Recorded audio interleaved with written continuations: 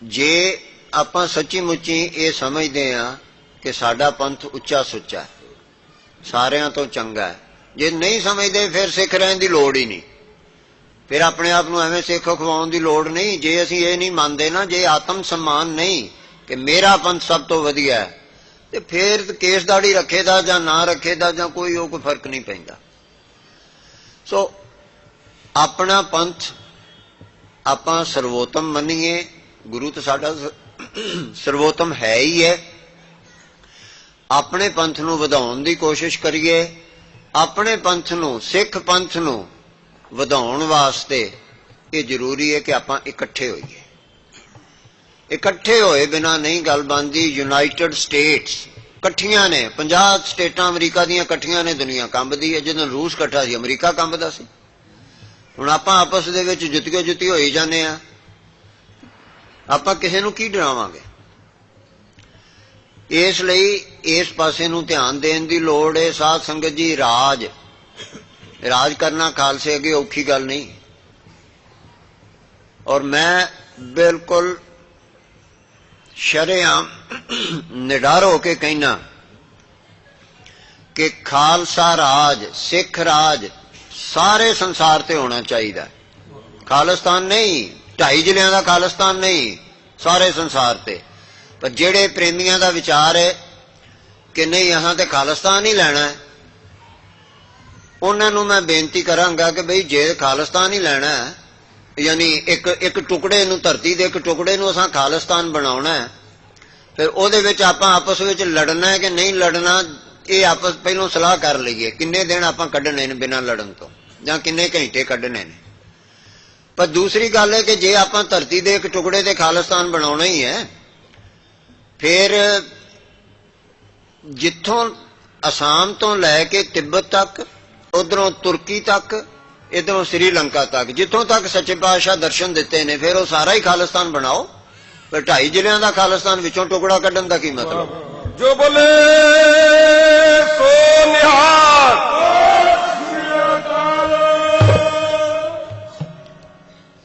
पर गल तो यह है कि जे आपां आपस विच ही लड़ांगे फिर खालिस्तान किवें बनेगा? 2.5 एकड़ां दे विच शायद हरमंदर साहब होना है, वो तो साडे तो सांभिया नहीं जाता। उत्थे आपां केसो केसी तलवारों तलवारी हुन्ने आ, खालिस्तान किहने सांभना?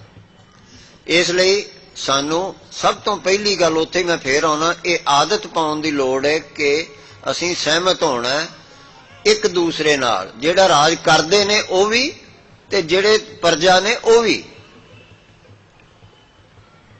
आपां नूं अपनियां पदवियां, अपने पैसे, ये पदवी ते पैसे पिछे मनुख लड़दा है। ये दो चीजां दा त्याग करके पंथ वास्ते सोचण दी लोड़ है। अज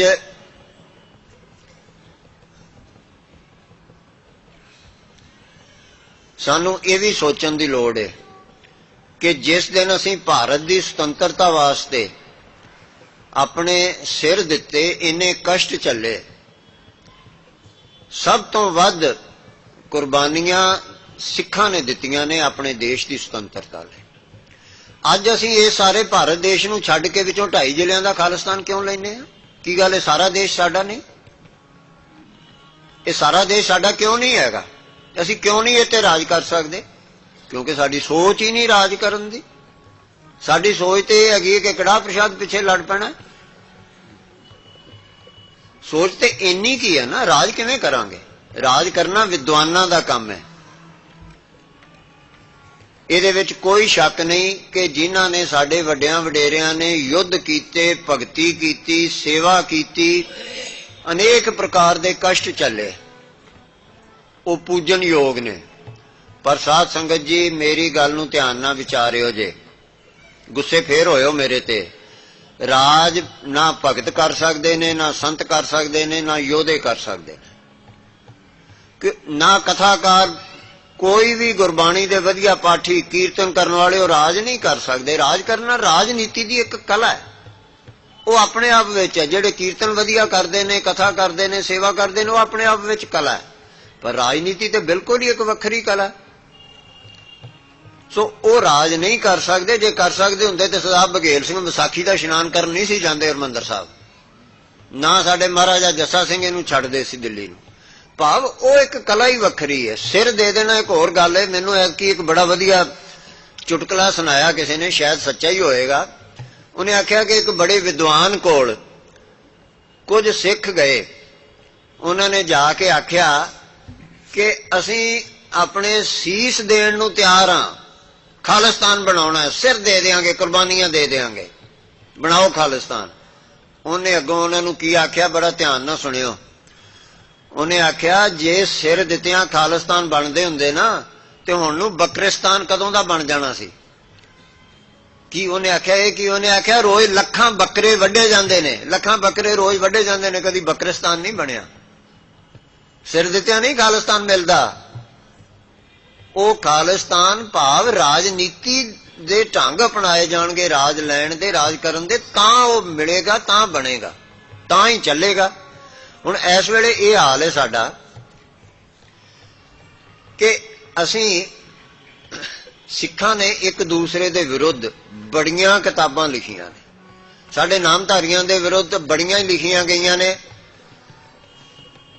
ਪਰ ਕਿਉਂਕਿ ਅਸੀਂ ਦੇਹਧਾਰੀ ਨੂੰ ਮੰਨਦੇ ਹਾਂ, ਇਸ ਗੱਲ ਤੋਂ ਔਖੇ ਹੋ ਕੇ ਸਾਡੇ ਵਿਰੁੱਧ ਬੜੀਆਂ ਕਿਤਾਬਾਂ ਲਿਖੀਆਂ ਗਈਆਂ ਨੇ। ਬੜੇ ਔਖੇ ਨੇ ਸਾਡੇ ਕੁਝ ਸਿੱਖ ਭਰਾ, ਦੇਹਧਾਰੀ ਗੁਰੂ ਨਹੀਂ ਹੋਣਾ ਚਾਹੀਦਾ, ਇਹ ਕਿਉਂ ਮੰਨਦੇ ਨੇ।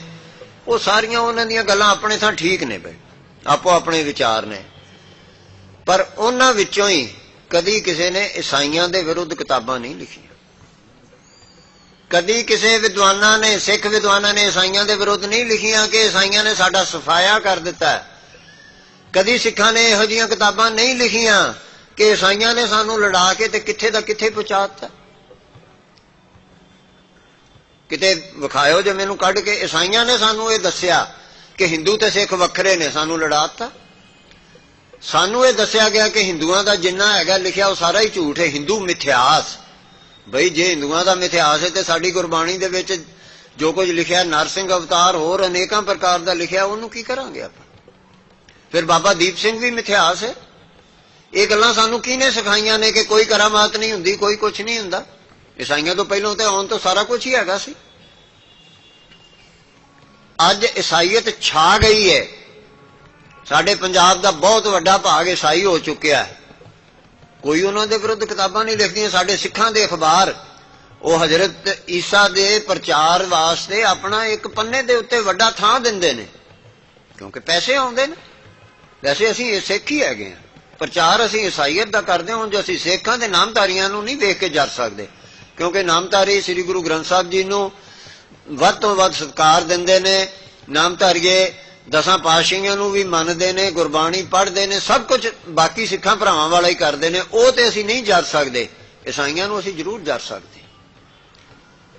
ਅੱਜ ਥਾਂ ਥਾਂ ਤੇ ਗਿਰਜੇ ਬਣ ਗਏ, ਮਸੀਤਾਂ ਜਿਹੜੀਆਂ ਬੇਆਬਾਦ ਪਈਆਂ ਸੀ ਉਹ ਆਬਾਦ ਹੋ ਗਈਆਂ ਨੇ। ਅਨੰਦਪੁਰ ਸਾਹਿਬ ਵਿੱਚ ਪਤਾ ਲੱਗਾ ਕਿ ਉੱਥੇ ਮੰਗਾਂ ਆਉਣ ਲੱਗ ਪਈਆਂ ਨੇ। ਲੁਧਿਆਣੇ ਦੇ ਵਿੱਚ ਹਜ਼ਰਤ ਈਸਾ ਦੇ ਜੈਕਾਰੇ ਬੋਲਦੇ ਨੇ, ਕਿਸੇ ਦੇ ਕੰਨ ਤੇ ਜੂੰ ਨਹੀਂ ਸਰਕਦੀ, ਪਰ ਨਾਮਧਾਰੀਏ ਜ਼ਰੂਰ ਰੜਕਦੇ ਨੇ ਸਭ। ਜੇ ਸਿੱਖ ਸਿੱਖ ਨੂੰ ਨਾ ਮਾਰੇ ਤੇ ਕੌਮ ਕਦੇ ਨਾ ਹਾਰੇ। ਸਾਨੂੰ ਆਪਣੇ ਵਿਰੋਧੀ ਜਾਪਦੇ ਨੇ ਤੇ ਬਗਾਨੇ ਸਾਨੂੰ ਨਹੀਂ ਜਾਪਦੇ, ਕਿਉਂਕਿ ਉਧਰੋਂ ਮੋਟਾ ਪੈਸਾ ਆਉਂਦਾ ਔਰ ਉਹ ਸਾਨੂੰ ਚਾਬੀ ਇੰਨੀ ਭਰੀ ਰੱਖਦੇ ਨੇ ਕਿ ਆਪਸ ਵਿੱਚ ਹੀ ਲੜੀ ਜਾਓ। ਸੋ ਇਸ ਕਰਕੇ ਇਹਨਾਂ ਚੀਜ਼ਾਂ ਤੋਂ ਬਚ ਕੇ ਆਪਣਿਆਂ ਨੂੰ ਆਪਣਾ ਸਮਝੋ ਤੇ ਇਕੱਠੇ ਹੋਣ ਦੀ ਲੋੜ ਹੈ। ਸਤਿਗੁਰੂ ਨਾਨਕ ਦੇਵ ਸੱਚੇ ਪਾਤਸ਼ਾਹ ਇਹ ਸੰਸਾਰ ਤੇ ਦਰਸ਼ਨ ਦਿੱਤੇ, ਉਹਨਾਂ ਨੇ ਕਿਰਪਾ ਕੀਤੀ, ਸਾਨੂੰ ਭਰਮਾਂ ਵਹਿਮਾਂ ਵਿੱਚੋਂ ਕੱਢਿਆ। ਆਪਾਂ ਨੂੰ ਭਰਮਾਂ ਵਹਿਮਾਂ ਚੋਂ ਨਿਕਲਣ ਦੀ ਲੋੜ ਹੈ। ਸਾਧ ਸੰਗਤ ਜੀ, ਕਿਸੇ ਜੋਤਸ਼ੀ ਦੇ ਕਿਸੇ ਦੇ ਚੱਕਰ 'ਚ ਪੈ ਕੇ ਮੰਗਲੀਕ ਦੇ ਚੱਕਰ 'ਚ ਨਾ ਪਾਓ। ਅਸੀਂ ਸਿਰਫ ਸਿੱਖ ਹਾਂ, ਸਿਰਫ ਤੇ ਸਿਰਫ ਸਿੱਖ ਹਾਂ।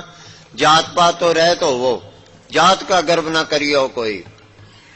ਸੱਚੇ ਪਾਤਸ਼ਾਹ ਜੀ ਦੀ ਗੁਰਬਾਣੀ ਨੂੰ ਮੰਨਣ ਦੀ ਲੋੜ ਹੈ ਤੇ ਅਸੀਂ ਸਾਰੀਆਂ ਸਿੱਖ ਸੰਪਰਦਾਵਾਂ, ਗੁਰੂ ਨਾਨਕ ਪਾਤਸ਼ਾਹ ਨੂੰ ਮੰਨਣ ਵਾਲੇ ਕੇਸਾਧਾਰੀ ਜਾਂ ਮੋਨੇ ਸਿੱਖ, ਆਪਾਂ ਸਾਰੇ ਇਕੱਠੇ ਹੋਈਏ ਤਾਂ ਕਿ ਸਾਰੇ ਸੰਸਾਰ ਵਿੱਚ ਸਤਿਗੁਰੂ ਨਾਨਕ ਦਾ ਰਾਜ ਹੋ ਸਕੇ। ਜੋ ਗੁਰਬਾਣੀ ਵਿੱਚ ਲਿਖਿਆ ਹੈ, ਸ੍ਰੀ ਗੁਰੂ ਰਾਜ ਅਬਚਲ ਅਟਲ ਆਦਿ ਪੁਰਖ ਫਰਮਾਇਓ, ਇਹ ਗਲਤ ਨਹੀਂ ਲਿਖਿਆ।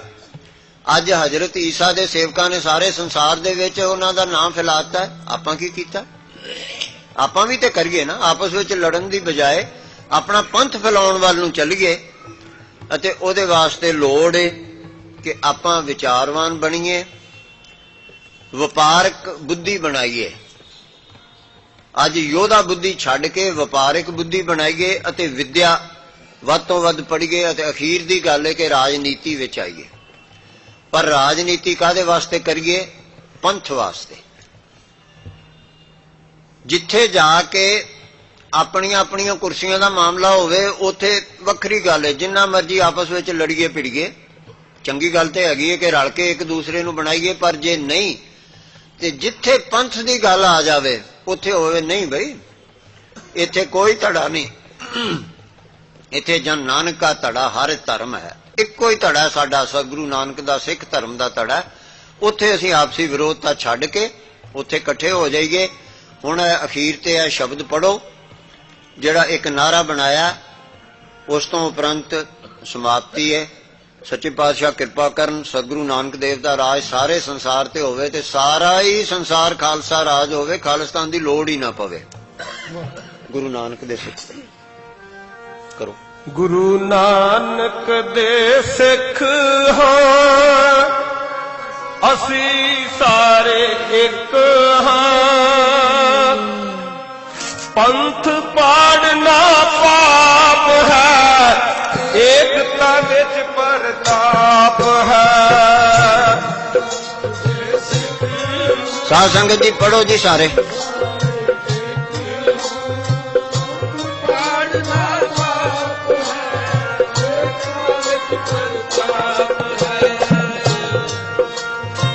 ਗੁਰੂ ਨਾਨਕ ਦੇ ਸਿੱਖ ਹਾਂ, ਅਸੀਂ ਸਾਰੇ ਇੱਕ ਹਾਂ। ਪੰਥ ਪਾੜਨਾ ਪਾਪ ਹੈ, ਏਕਤਾ ਵਿੱਚ ਪ੍ਰਤਾਪ ਹੈ। ਗੁਰੂ ਨਾਨਕ ਦੇ ਸਿੱਖ ਅਸੀਂ ਸਾਰੇ ਇੱਕ ਹਾਂ। ਪੰਥ ਪਾੜਨਾ ਪਾਪ ਹੈ, ਏਕਤਾ ਵਿੱਚ ਪ੍ਰਤਾਪ ਹੈ। ਪੰਥ ਪਾੜਨਾ ਪਾਪ ਹੈ, ਏਕਤਾ ਵਿੱਚ ਪ੍ਰਤਾਪ ਹੈ। ਪੰਥ